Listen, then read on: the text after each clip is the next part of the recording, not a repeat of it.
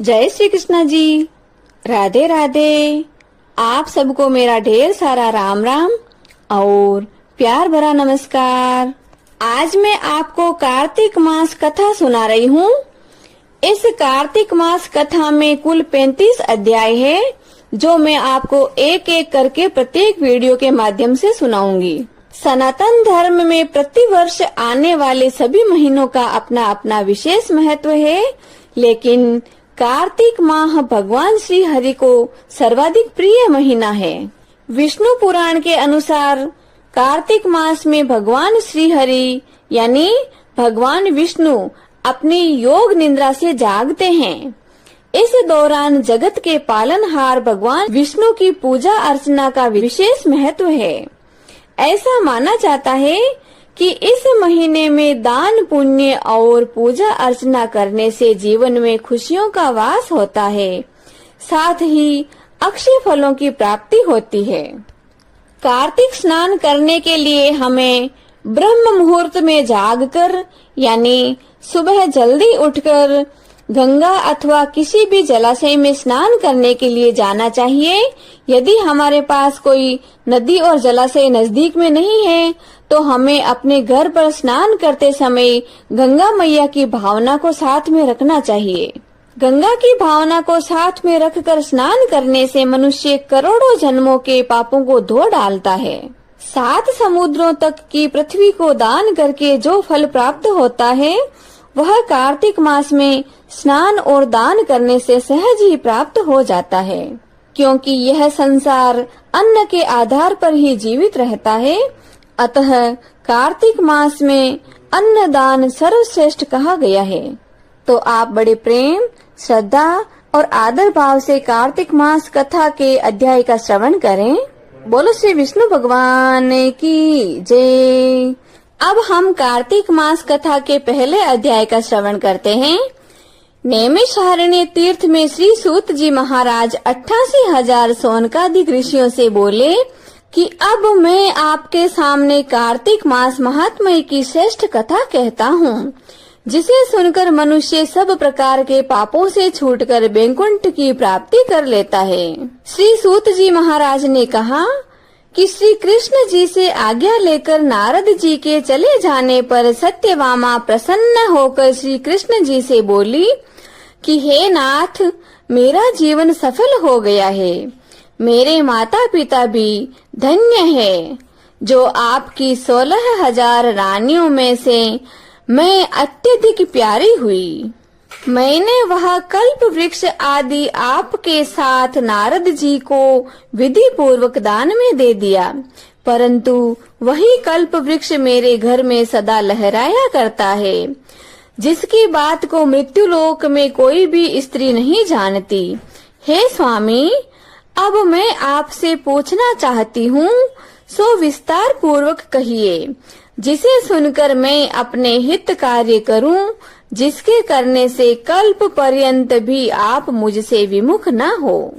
श्री सूत जी महाराज कहने लगे कि सत्यभामा के ऐसे वचनों को सुनकर श्री कृष्ण जी हंसते हुए सत्यभामा की बाह पकड़कर कल्प वृक्ष के नीचे गए और बोले कि हे प्रिय, 16,000 स्त्रियों में से मुझे तुम प्राणों के समान प्यारी हो।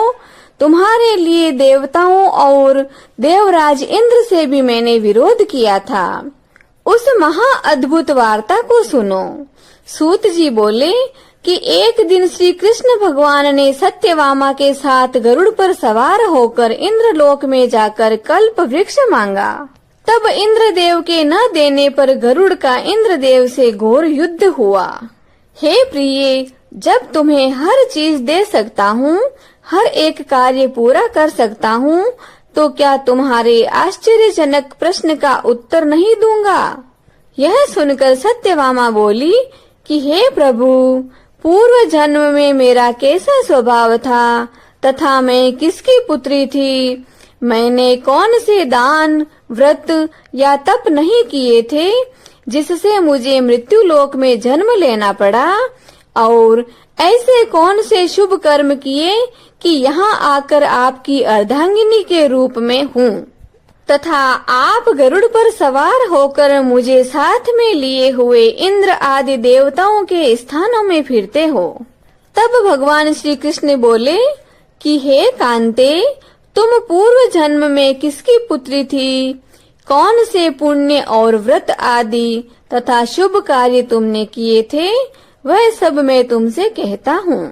पूर्व समय में सतयुग के अंत में मायापुरी में अत्रि गोत्र में वेदों और यज्ञों का जानने वाला देव शर्मा नामक ब्राह्मण रहता था।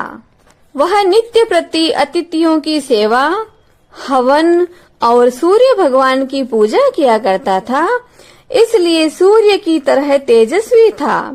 उस ब्राह्मण के बुढ़ापे में एक गुणवती नाम की कन्या हुई, जिसका विवाह उस पुत्रहीन ब्राह्मण ने अपने चंद्र नाम के शिष्य के साथ कर दिया था तथा वे दोनों पिता पुत्र की तरह रहने लगे। एक समय वे दोनों कुशा और समिधा लेने के लिए वन में हिमालय की तलहटी में पहुँचे तो उन्होंने एक राक्षस को अपनी तरफ आते देखा, जिसके भय से उनके शरीर शिथिल हो गए और उनमें भागने की शक्ति भी नहीं रही थी। तब राक्षस ने उनके नजदीक आकर उन दोनों को मार डाला। उनके धर्मात्मा होने के कारण मेरे पार्षद उनको वैकुंठ में ले आए, क्योंकि उन्होंने आजीवन सूर्य भगवान की पूजा की थी, इसलिए मैं दोनों पर अति प्रसन्न हुआ।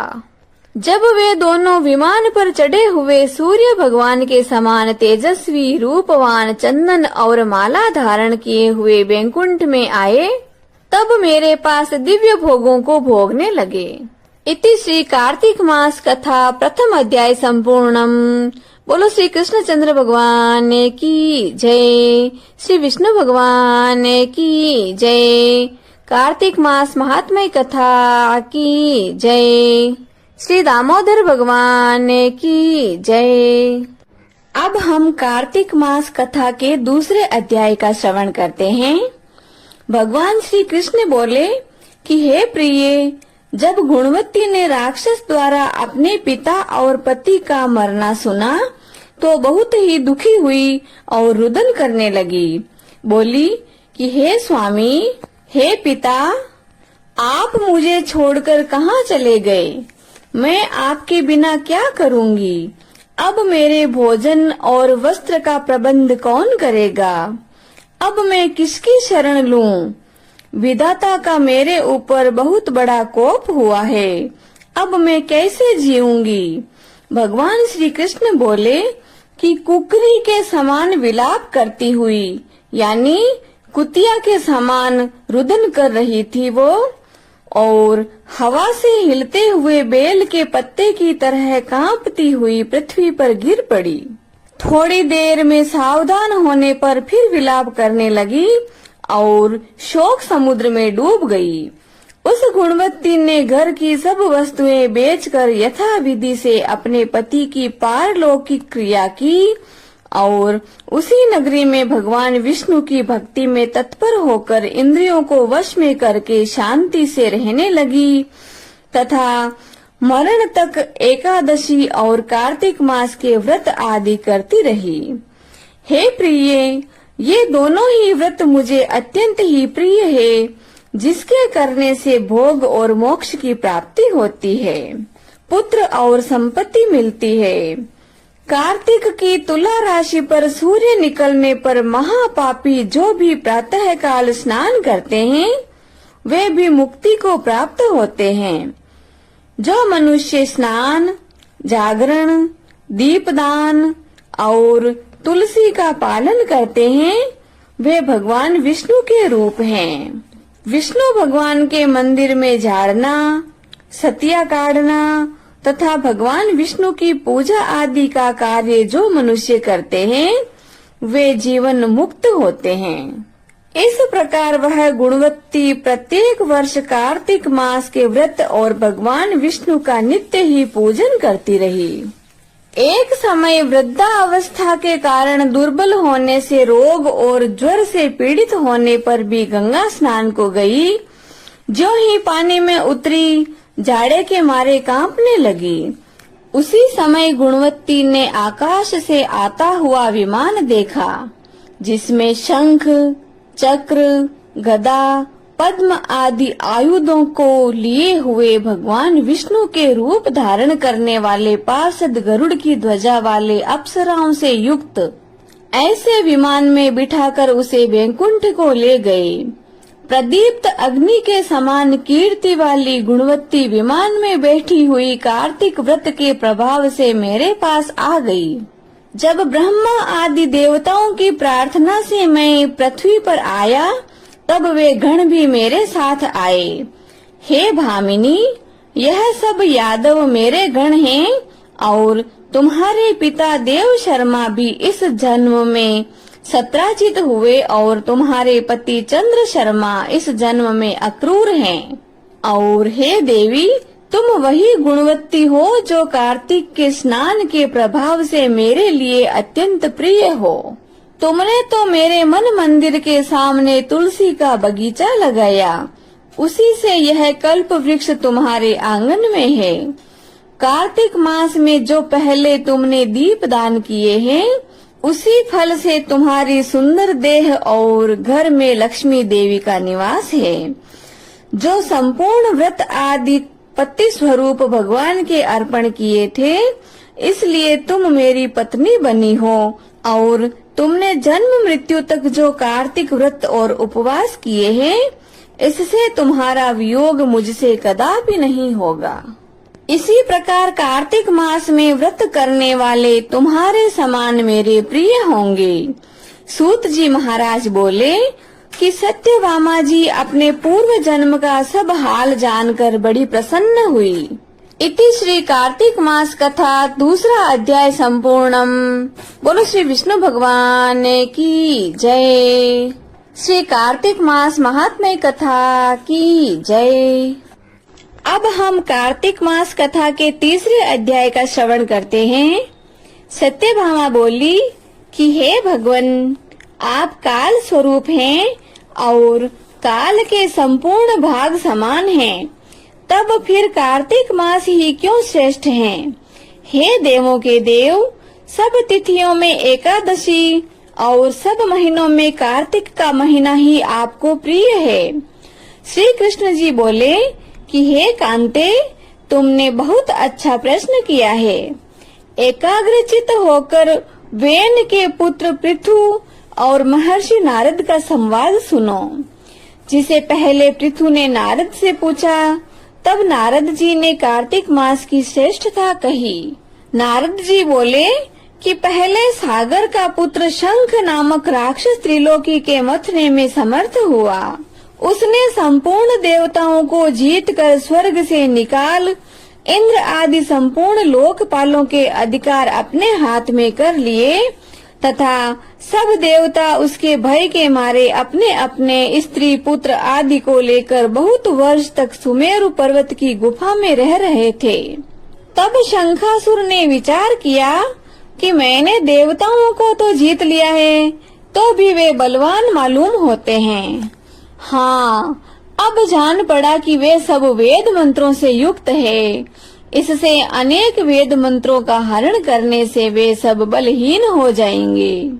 ऐसा विचार कर वह असुर भगवान विष्णु को नींद से ग्रस्त देख स्वयंभू ब्रह्मा जी के लोक में जाकर वहां से वेदों को निकाल कर चलने को तत्पर हुआ।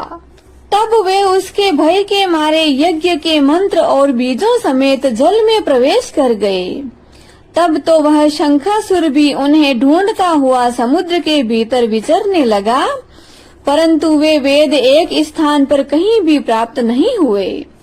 पीछे से ब्रह्मा जी सब देवताओं को संग में ले गए और पूजा की सब सामग्री इकट्ठी कर वैकुंठ में भगवान विष्णु की शरण में चले गए।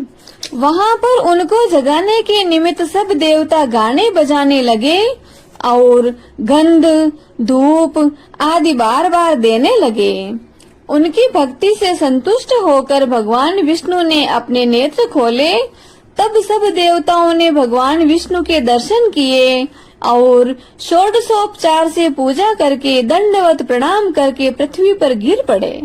तब तो माधव भगवान उनसे कहने लगे, कि हे देवगण, मैं तुम्हारे भजन कीर्तन आदि कार्यों से बहुत प्रसन्न हुआ हूँ।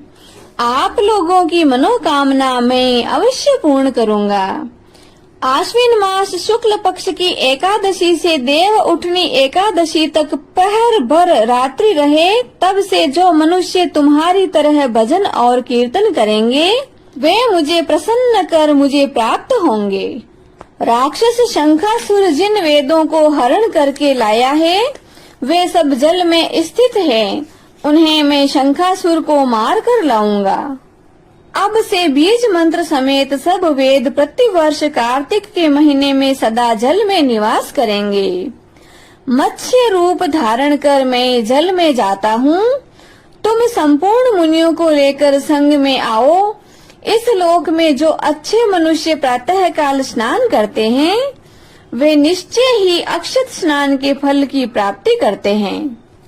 जो मनुष्य कार्तिक में सदा व्रत करते हैं उनको हे देवेंद्र तुम मेरे लोक में पहुंचा दिया करो।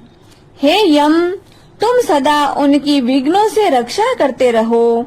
और हे वरुण, तुम उनको पुत्र पौत्र आदि देते रहो। हे कुबेर, तुम उनकी धन वृद्धि करो जिससे यह मेरा रूप धारण कर साक्षात जीवन मुक्त हो जाएं। और हे अन्य देवताओं, जो जन्म से मरण तक उन बातों को धारण करते हैं वे तुम्हारे द्वारा भी पूज्य हैं। जैसे तुमने मुझे एकादशी को जगाया है, इसलिए यह तिथि सदा मनाने योग्य है। इति श्री कार्तिक मास कथा तृतीय अध्याय संपूर्णम। बोलो श्री विष्णु भगवान की जय। श्री कृष्ण चंद्र भगवान की जय। श्री कार्तिक मास महात्म्य कथा की जय। अब हम कार्तिक मास कथा के चौथे अध्याय का श्रवण करते हैं। नारद जी बोले कि ऐसा कहकर भगवान विष्णु मछली रूप धारण करके ऋषि कश्यप की अंजलि में प्राप्त हुए। उस मछली पर दया करके कश्यप ऋषि ने उसको कमंडल में डाल दिया। जब वह उसमें न समाई तो ऋषि महोदय ने उसे कुएं में डाल दिया। कुएं में भी न समाई तो उन्होंने तालाब में डाल दिया। इस तरह तालाब से एक समय समुद्र में डालना पड़ा। तालाब में भी मछली के शरीर का विस्तार देखा और ऋषि महोदय को लगा कि यह मछली तालाब में भी नहीं आ रही है, तो उसे समुद्र में डाल दिया। तब मत्स्य रूपधारी भगवान श्री विष्णु ने शंखासुर को मारते हुए और अपने हाथ में दबाकर बद्रीवन को ले गए तथा वहां पर सब ऋषियों को बुलाकर भगवान विष्णु बोले कि जल के भीतर वेद निमग्न हो गए हैं, तुम उन्हें ढूंढो और शीघ्रता पूर्वक जल में से निकालकर रहस्य समेत ले आओ। जब तक आप लोग वेदों को लेकर आते हो तब तक मैं सब देवताओं सहित प्रयागराज में निवास करूंगा। नारद जी बोले कि तब तपोबली उन मुनियों ने बीज और यज्ञ मंत्रों सहित वेदों का उद्धार किया। उन ऋषियों में से जिसने जो वेद निकाला था वह भाग उसी ऋषि के नाम से प्रसिद्ध हो गया। बाद में सब मुनि मिलकर प्रयागराज को गए और प्राप्त हुए वेद ब्रह्मा सहित विष्णु भगवान को अर्पण कर दिए। संपूर्ण वेदों को पाकर ब्रह्मा जी ने प्रसन्न होकर देव और ऋषियों सहित अश्वमेध यज्ञ किया। यज्ञ के अंत में देवता, गंधर्व, यक्ष, पंचांग, गुह्यक आदि पृथ्वी पर दंडवत प्रार्थना करने लगे। देवता बोले कि हे देवादिदेव, हमारी विज्ञप्ति श्रवण करो। यह हमारी प्रसन्नता का स्थान है, इसे तुम वरदान दो। हे रमापते, इन ब्रह्मा जी ने इस स्थान में नष्ट हुए वेद फिर प्राप्त किए हैं और हमने यज्ञ के भाग प्राप्त किए हैं। इसलिए आपके प्रसाद से यह स्थान पृथ्वी पर अत्यंत श्रेष्ठ हो और पुण्य देने वाला हो तथा यह कार्तिक महीना भी ब्रह्म हत्या आदि को दूर करके अक्षय फल देने वाला हो। भगवान श्री हरि बोले कि देवताओं, जो बात तुमने कही है यही मुझे भी अभीष्ट है, सो ऐसा ही होगा। यह ब्रह्म क्षेम नाम से सबको सुलभ होगा। सूर्यवंशी राजा भगीरथ यहाँ गंगा जी को लावेंगे और इस जगह पर ही सूर्य की पुत्री यमुना जी का संगम होगा। जो पुरुष अपने पितरेश्वरों का यहाँ पर श्राद्ध करेंगे, उनके पितृगण मेरे स्वरूप को धारण करेंगे। मकर संक्रांति यानी माघ मास में प्रातः काल स्नान करने से उनके दर्शन मात्र से ही संपूर्ण पाप ऐसे नष्ट हो जाते हैं जैसे सूर्य भगवान के आने से अंधेरे का नाश हो जाता है। और उनको मैं सालोक्य, सामीप्य और सारूप्य इन तीनों प्रकार की मुक्ति क्रमबद्ध देता हूँ। हे मुनीश्वरों, मैं सर्वज्ञ रूप से बद्री वन में सदैव निवास करता हूँ। जो फल और स्थान 100 वर्ष में मिलता है, वह तुमको वहाँ पर एक दिन में ही प्राप्त हो जाएगा। उस स्थान के दर्शन करने वाले मनुष्य जीवन मुक्त हो जाते हैं।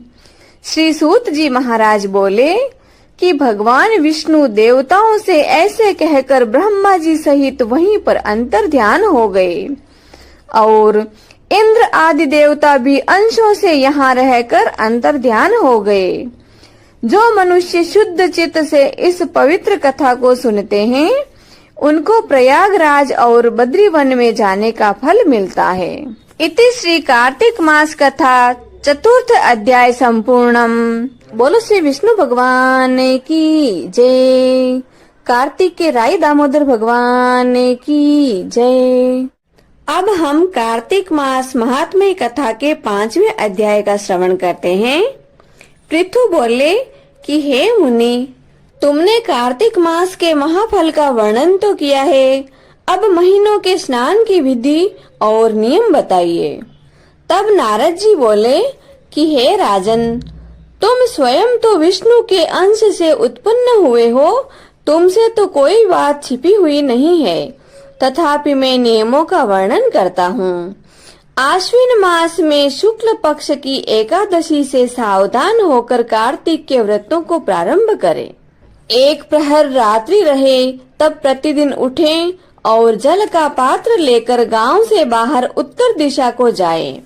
जनेऊ को कान पर चढ़ाकर उत्तर को मुख करके भूमि पर तृण बिछावे और सिर को कपड़े से ढक लें। मुख को बंद कर थूकना और श्वास लेना बंद करके मल मूत्र का त्याग करें। यदि रात्रि हो तो दक्षिण को मुख करें। जो मनुष्य मल मूत्र द्वारा शरीर की शुद्धि और मुख को शुद्ध नहीं करते हैं, उनके मंत्र फलदायक नहीं होते हैं। इसलिए दातुन करना उचित है।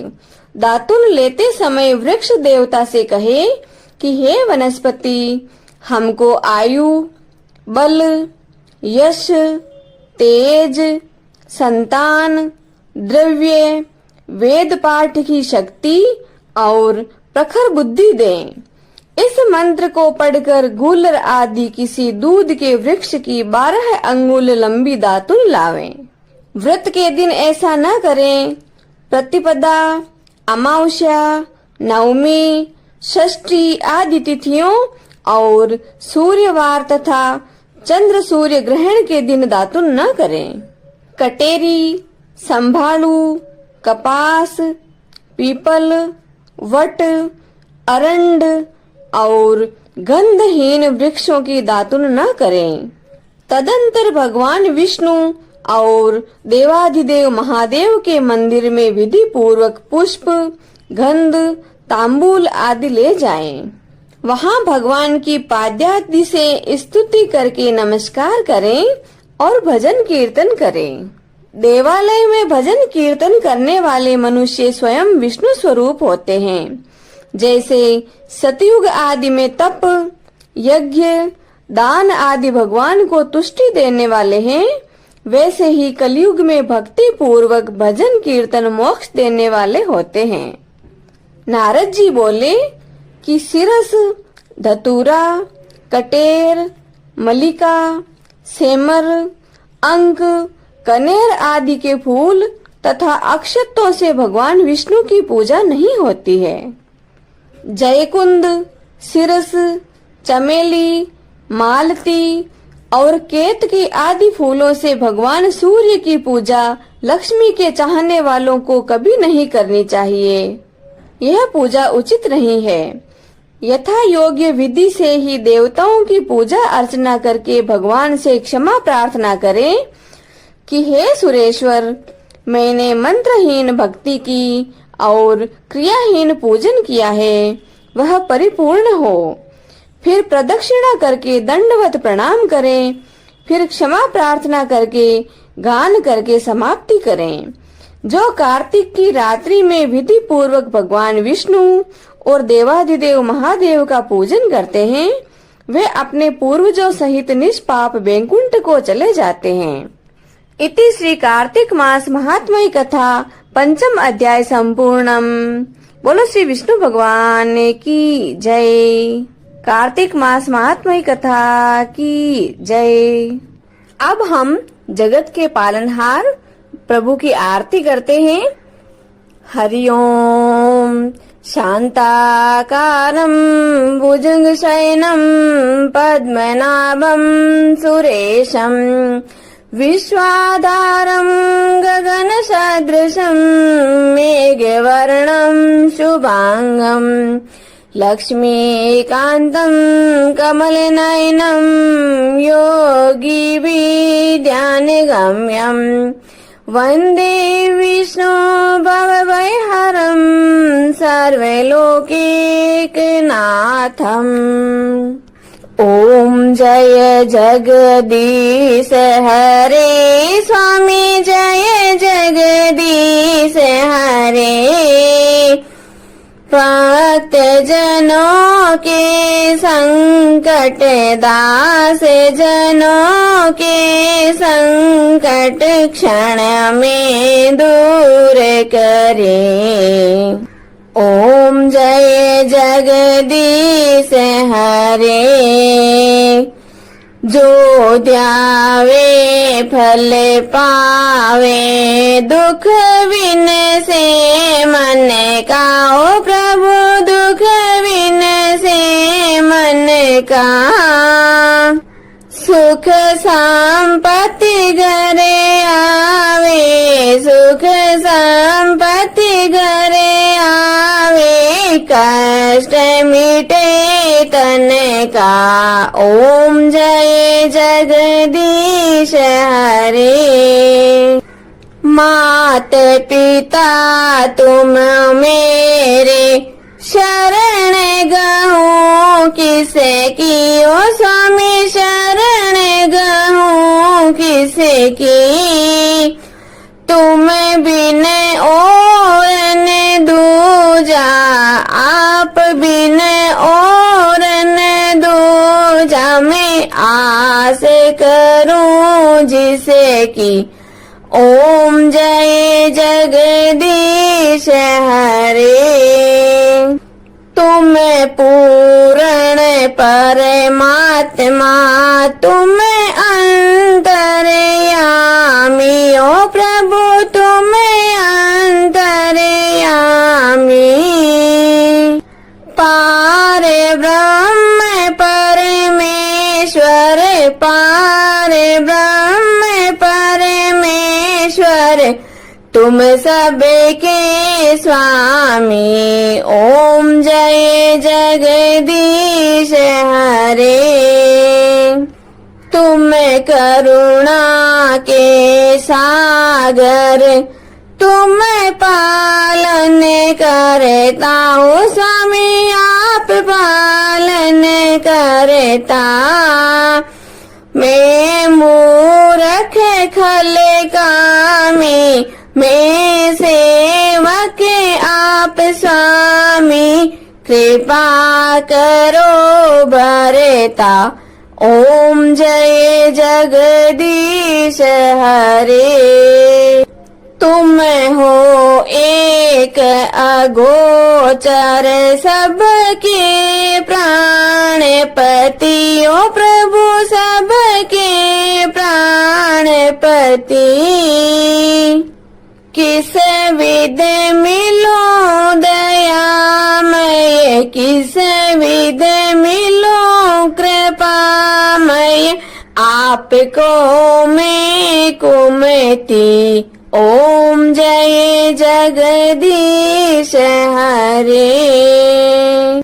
दीन बंधु दुख हरता ठाकुर तुम मेरे हो, प्रभु रक्षक आप मेरे।